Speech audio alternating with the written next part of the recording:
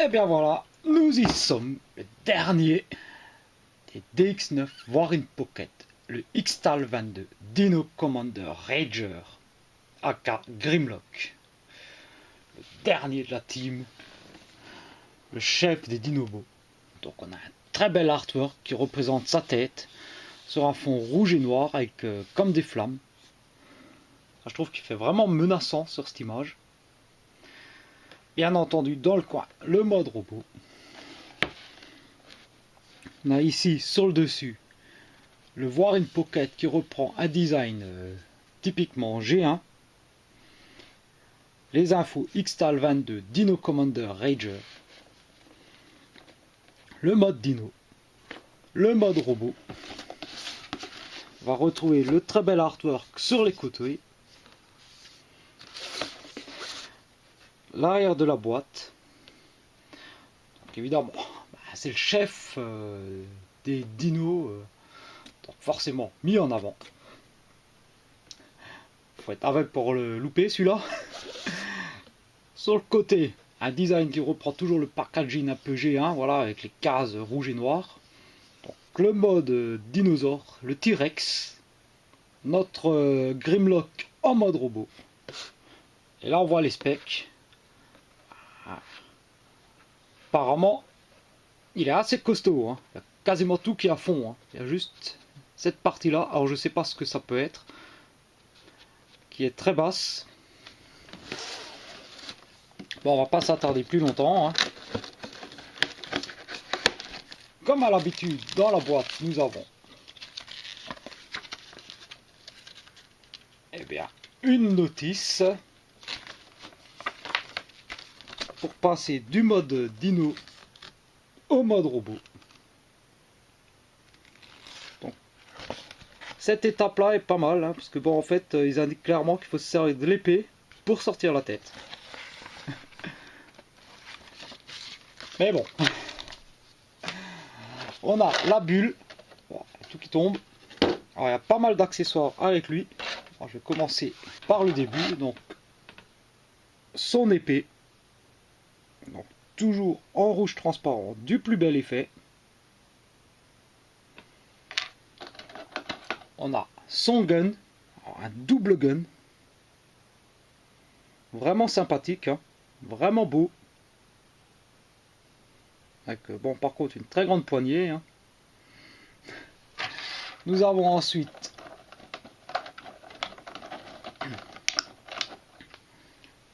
une couronne, donc pour le fameux King Grimlock. Donc jaune, voilà, petite couronne. Pour ceux qui connaissent, saison 3 de G1, la naissance de Computron. Voilà, le casque qui se mettra sur la tête pour transférer sa super intelligence à Computron. Et ensuite redevenir con comme un manche. Bon, bref. Et enfin, dans un sachet,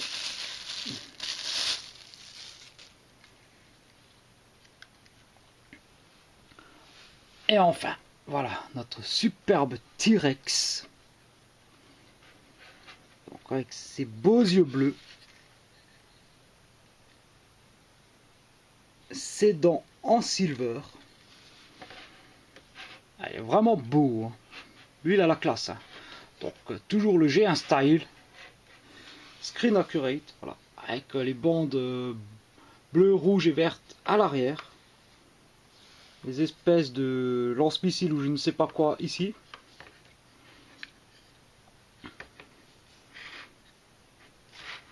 Vraiment beau, hein. Donc le dino est bien sûr articulé, donc on peut lever, baisser la tête. On peut bien entendu ouvrir la mâchoire.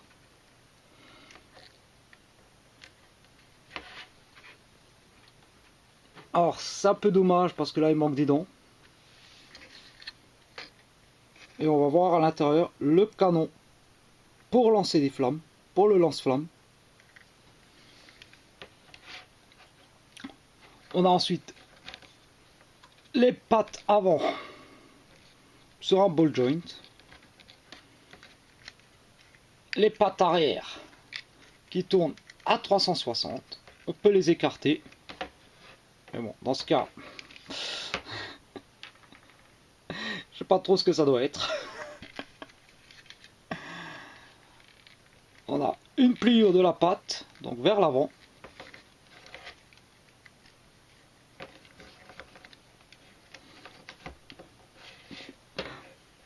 Voici le mode rabaissé.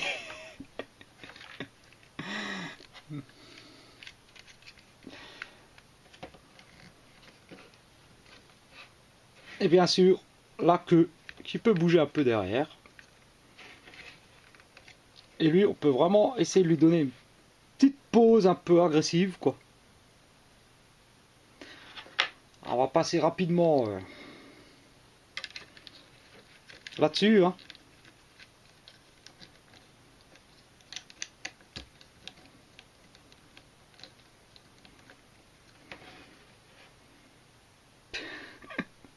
Sans commentaire. Sans commentaire. Je comprends pas ce qu'ils ont avec cet épisode. Bon allez, c'est parti pour la transfo. Alors pour commencer, on ferme la gueule. On décroche ici. On sépare le torse en deux. Voilà, on écarte. On soulève ici. Voilà, on va laisser comme ça. On va écarter les deux pattes arrière et on va séparer la queue en deux.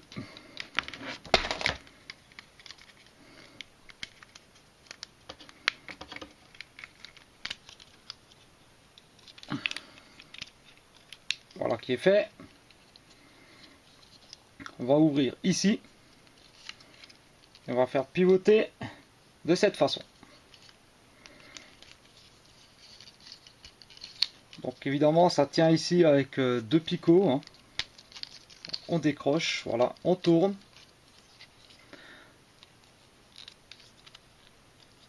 On replie le tout vers l'intérieur, donc cette petite pièce là, comme ceci.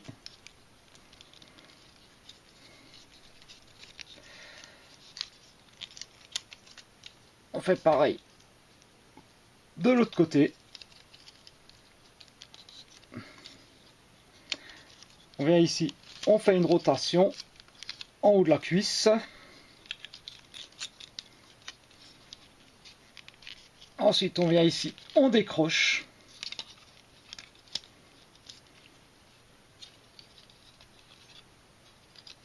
On va faire une rotation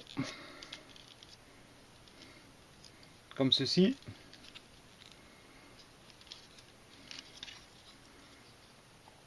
On va venir ici à l'arrière, soulever ce petit panneau jaune et on prend l'épée. Donc comme indiqué dans la notice, on prend l'épée et on va pousser ici à l'intérieur pour sortir la tête. Voilà, une fois que la tête est dehors, on referme. Alors, on la pivote. Voilà. Et on referme la partie jaune derrière.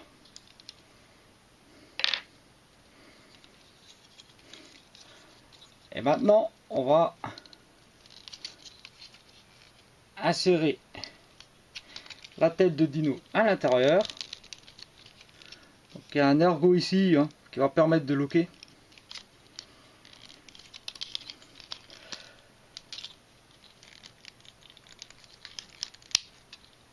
Donc une fois que c'est loqué comme ceci, on va ici à l'arrière. On appuie de façon à ce que ce soit bien droit. On écarte ça. Les pattes de dino, on les met derrière. comme ceci. On va venir ici, système de tirette, pour faire sortir les points. Et on termine par une rotation pour les mettre dans le bon sens. On va lui rajouter son épée.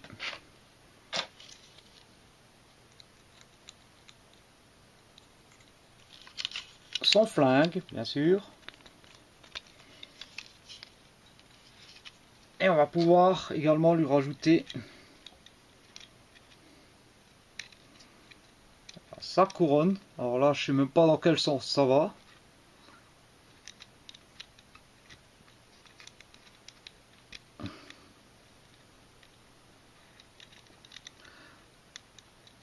Ouais, bon, ça devrait tenir d'une manière ou d'une autre, mais je sais pas trop.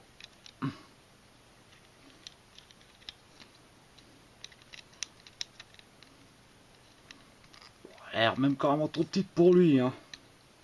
Bon, bref, de toute façon, je m'en fous, c'est un truc que je veux pas mettre, hein. Bon, on va voir sa tête d'un peu plus près.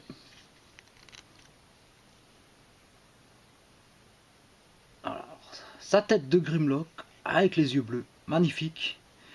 Son torse, superbe, avec le noir fumé, transparent. Bon, bien entendu, ses armes dans les mains. Alors, point de vue du backpack, bah évidemment, on a ce qu'on a dans le dessin animé, hein. Donc, les deux gros panneaux avec les pattes de dino derrière. Alors, ce qui est pas mal, c'est que voilà, la tête de dino est incrustée dans le corps, contrairement au MP où elle est dehors. Donc, ça fait plus screen accurate.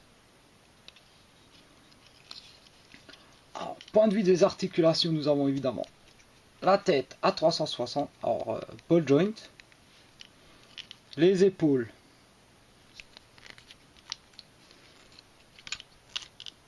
aucun souci, le coude à 90, rotation à ce niveau là, au niveau du coude, les mains sont fixes bien sûr, le bassin est fixe également, les cuisses en haut sur ball joint, donc un Vandame, aucun souci dans ce sens là, le genou à 90, la rotation en haut de la cuisse. Alors, point de vue de la stabilité, on n'a aucun problème, hein, avec ses grands pieds. Il n'y a pas de creux à l'arrière. Voilà, le backpack, nickel. Et normalement, on devrait pouvoir lui trouver une belle pose d'attaque, hein.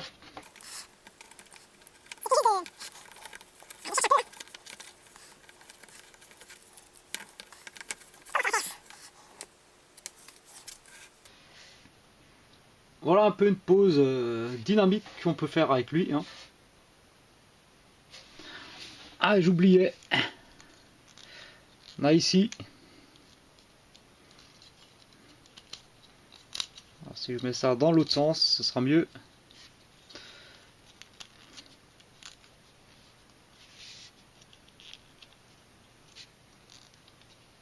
Le bout des pieds qui peut bouger. Ah, c'est juste dommage qu'il n'y ait pas de rotation au niveau de la taille, hein. On pourrait faire vraiment quelque chose de vraiment sympa avec lui, hein. Et je termine par une petite photo de famille. Voilà, je vous remercie d'avoir suivi cette série de 5 reviews consacrées au DX9 Warren Pocket, les Dinobo G1 Screen Accurate. Et moi je vous dis, passez de bonnes fêtes, joyeux Noël, bonne année. Nous on va se retrouver l'année prochaine, c'était la dernière review cette année. Et à très bientôt. Allez, ciao, bye bye, ciao.